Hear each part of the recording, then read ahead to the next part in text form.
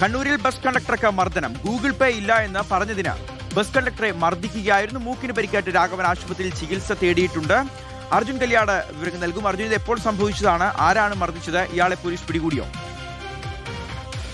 ഷിഹാസ്, കൂത്തുപറമ്പ് പാനൂർ റൂട്ടിൽ സർവീസ് നടത്തുന്ന സൺസ്റ്റാർ ബസ്സിലാണ് ഈ സംഭവം നടക്കുന്നത്. ബസ്സിലെ കണ്ടക്ടറായിട്ടുള്ള രാഘവനാണ് ഈ മർദ്ദനത്തിൽ പരിക്കേറ്റത്. കൂത്തുപറമ്പിൽ നിന്നും പാനൂരിലേക്കുള്ള യാത്രക്കിടയിൽ പൂക്കോട് വെച്ചാണ് ഈ സംഭവം നടക്കുന്നത്. ഗൂഗിൾ പേ ഇല്ല എന്ന് പറഞ്ഞതുമായി ബന്ധപ്പെട്ടുകൊണ്ടുണ്ടായിട്ടുള്ള ഒരു തർക്കമാണ് പിന്നീട് ഇങ്ങനെ ഒരു മർദ്ദനത്തിലേക്ക് എത്തിയത്.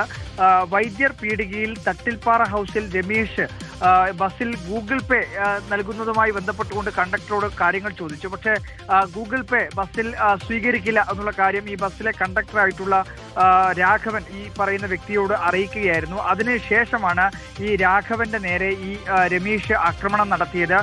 കണ്ടക്ടറുടെ മൂക്കിടിച്ച് തകർത്താണ് ഈ യാത്രക്കാരൻ പെരുമാറിയത് എന്നുള്ളതാണ് മനസ്സിലാക്കാൻ വേണ്ടി കഴിയുന്നത്. എന്തായാലും ഈ സംഭവത്തിന് തൊട്ടു പിന്നാലെ തന്നെ ഈ രമേശ് പോലീസിന്റെ കസ്റ്റഡിയിലായിട്ടുണ്ട്. ഇയാൾക്കെതിരെ ഇപ്പോൾ പോലീസ് കേസ് ചാർജ് ചെയ്ത് അറസ്റ്റ് രേഖപ്പെടുത്തിയിട്ടുണ്ട് എന്നുള്ള കാര്യം കൂടി മനസ്സിലാക്കാൻ വേണ്ടി കഴിയുന്നു. മർദ്ദനത്തിൽ പരിക്കേറ്റിട്ടുള്ള രാഘവൻ തലശ്ശേരി സ്വകാര്യ ആശുപത്രിയിൽ ചികിത്സ തേടുകയും ചെയ്തിട്ടുണ്ട്. എന്തായാലും ഒരു വിചിത്രമായിട്ടൊരു സംഭവം തന്നെയാണ് നടന്നിരിക്കുന്നത്.